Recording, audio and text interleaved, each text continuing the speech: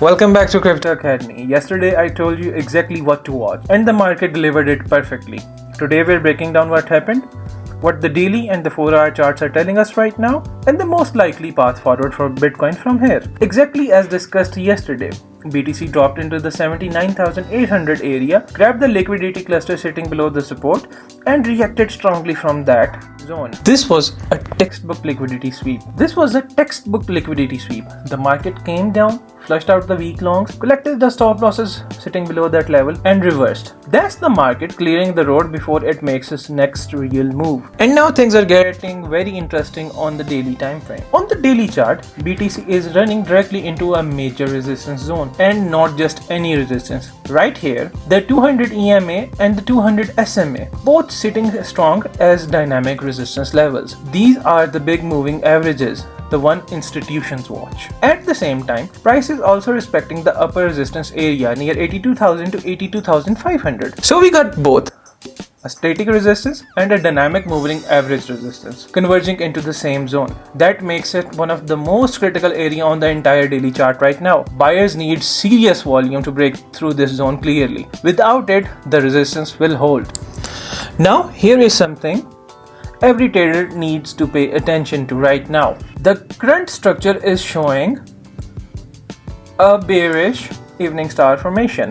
For those who don't know, an evening star is a 3-candle bearish reversal pattern. It signals that the momentum is slowing down at the top and the sellers are starting to take over from the buyers. If this pattern is respected, it is a significant bearish signal on the daily chart. Momentum is slowing, buyer needs to step up with strong bullish volume, not just the price action but volume, to break and close convincingly above the 200 moving averages. If they can't, this pattern becomes the warning shot for a reversal. Now, dropping down to the 4-hour time frame, the picture looks slightly different. The liquidity grab from downside is already completed at the 79,800 zone. That job is done. But the 4-hour chart still looks like that the market is willing to make one final push higher before any major correction is seen. The most likely scenario right here is a move towards the 84,000 to 85,000 zone to collect the remaining liquidity sitting above the recent highs. Think of it like this. There are a lot of stop losses and short positions stacked just above those highs. The market tends to reach up, grab that liquidity, then reverse. So that the 84,000 to 85,000 zone is the target before anything bearish plays out in a bigger way. After that liquidity grab above, the market may see a large correction back towards the major support zone around the 75,000 to 76,000 area. Now, what are the key levels to watch? The major resistance at 82,000 to 82,500. The liquidity target,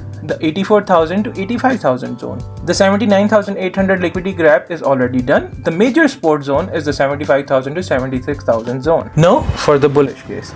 If the volume picks up significantly and BTC manages to break and close above the 200 EMA and 200 SMA with conviction, then the bull case gets much stronger. A clean breakout above the 82,000 zone with volume means the daily resistance is broken. A clean breakout above the 82,500 with volume means that the daily resistance is broken, and continuation above towards the 84,000 to 85,000 becomes the primary path. That's the setup bulls need to see.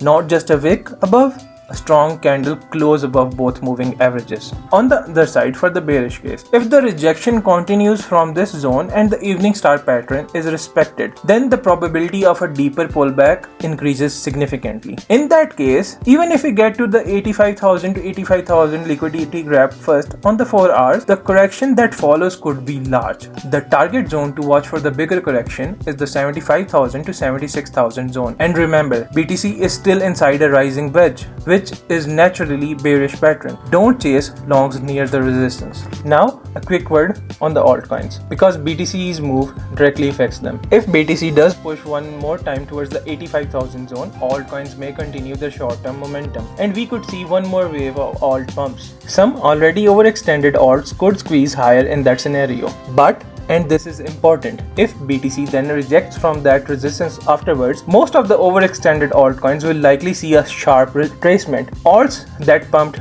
10, 15, 20% without strong fundamentals will be the hardest hit.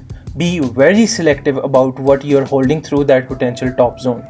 Now, to wrap everything up, The 79,800 liquidity gap was confirmed, exactly as called, week longs flushed out. Daily resistances 200 EMA and 200 SMA plus 82,000 to 82,500 static resistance, all converging. An evening SAR pattern forming on the daily, a bullish reversal signal if the sellers hold.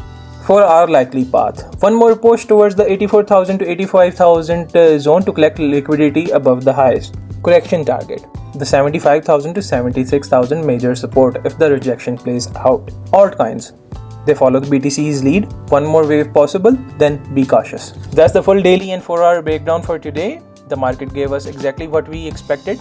Now we wait for the next confirmation. Watch the volume at 82,500. That's the key. If you have any questions, drop in the comments and I'll get back to you promptly. I read them all. Stay patient, stay disciplined, and I'll see you in the next one. Peace.